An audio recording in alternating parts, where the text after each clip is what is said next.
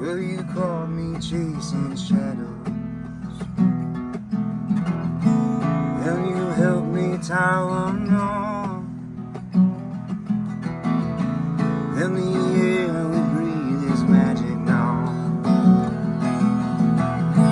Took me flying through town. I know I was made to fly away. Take one good look at you and hit that skyline right away. And oh, when it comes to love, if who could see that you've got the best of me.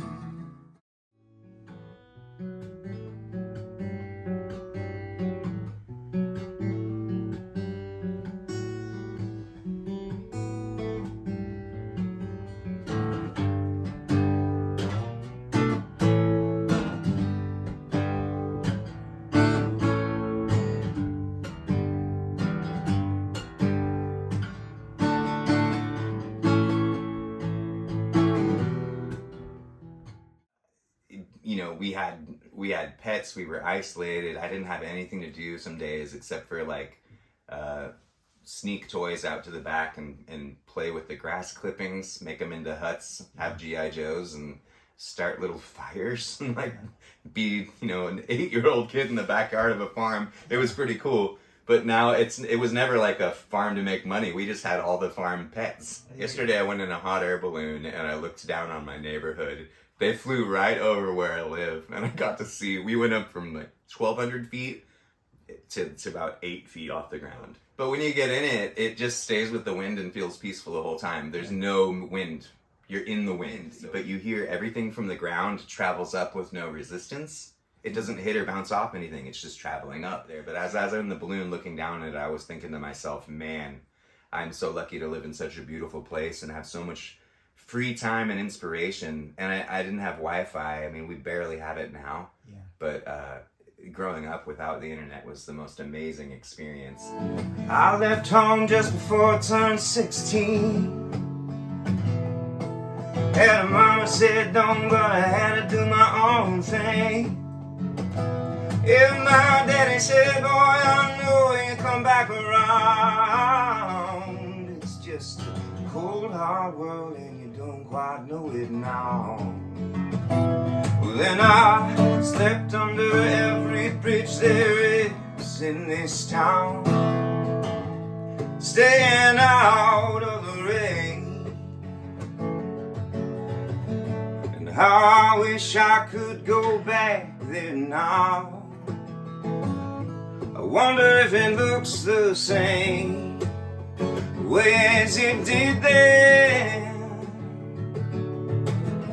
I wanna get lost in Boston. No, I don't know the name of the road you're on. Seems like we're all just running our own long marathon. Say my name, I will come and find you. I'll pick you up before you ever fall down, because I slept under every bridge there is in this town, staying out of the rain. And how I wish I could go back there now. I wonder if it looks the same way as it did then. I wanna get lost,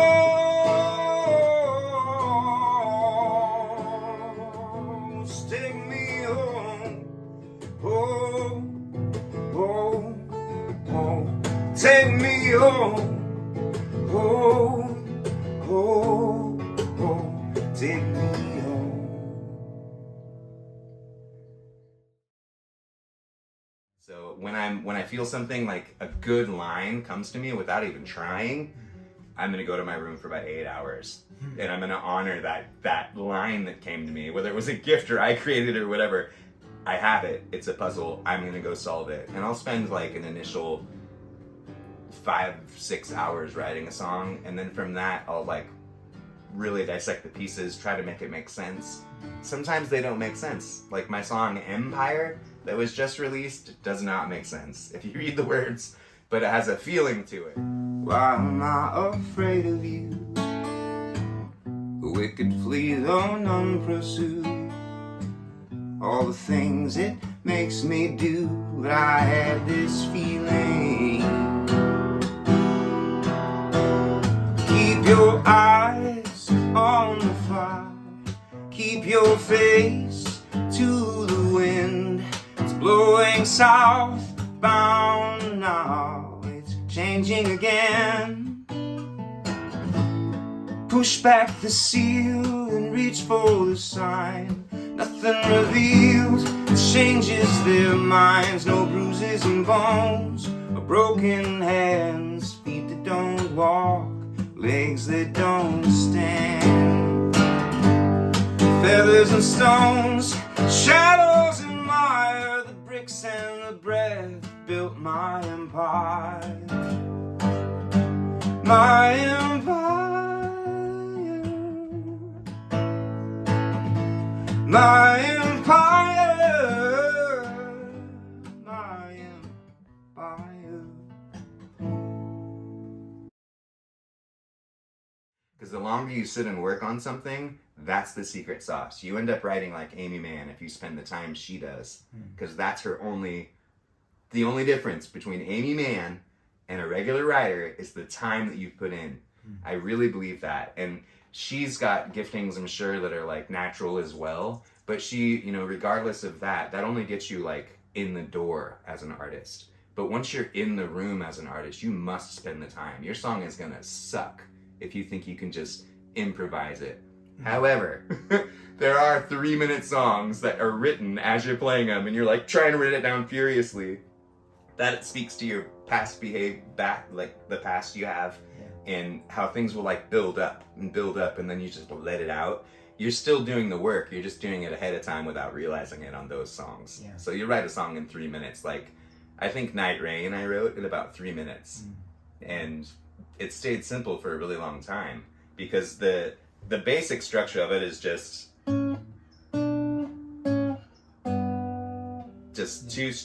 like 3 different frets, 2 fingers, that was it. And now it's been years and years later, I'm doing, you know, intricate picking, harmonics up to there, full chords, half chords, 1 string, whole string, and I'm singing my ass off.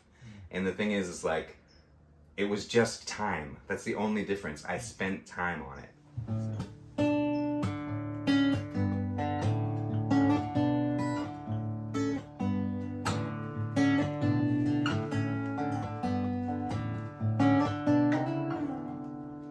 I'll wait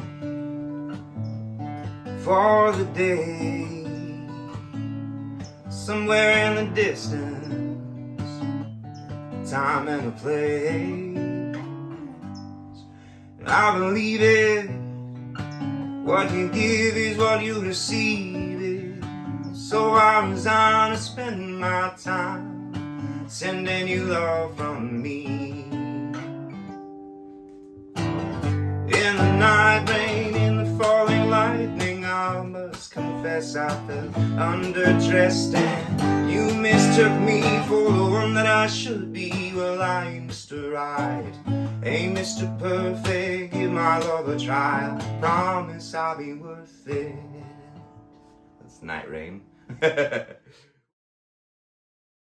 Honestly, I feel like if I imitate somebody, I'm gonna rob the world of what I am. Imitation sucks. I hate it. When I sounded like Chris Cornell so much, I was like, man, I didn't mean to. And I tried to change my voice, you know, but Chris Cornell was probably the biggest influence of me. He's insane. I'm so sad that he died, but he must have been some kind of tortured genius, I guess. But man, he could sing so amazing.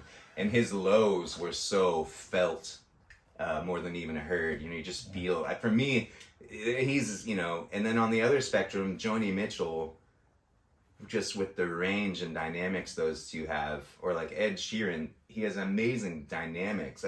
He's not someone who I was young enough to be influenced by that much, but I think I would have been. There's so many amazing singers who've done great work, and they're very inspiring, but I feel like most stuff is already done, and I gotta try hard to be unique, not let anything influence me too much.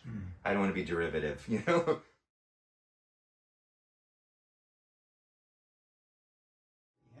I used to take care of llamas and emus and potbelly pigs and then about 200 macaws and amazons and cockatiels, and it was at the World of Birds in Sonoma.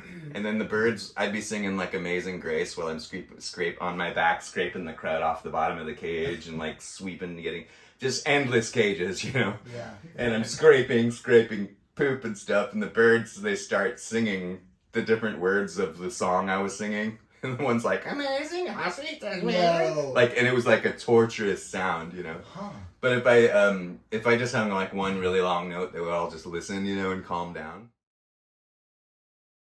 My whole mission statement of music is like, I'm going to give you a 5-minute, 10-minute vacation. Because in that time, I think your heart and your mind can let off quite a bit of steam if you are upset. So I'm going to take people out of their routine, out of their world a little bit, fill their head with something good. And so I've been really trying to write happy songs. But I'll play you the hook, my message to the world. The most important thing I can say to you, maybe.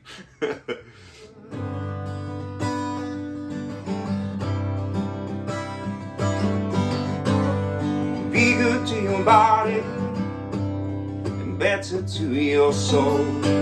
Be good to your body and better to your soul. Be good to your body, better to your soul.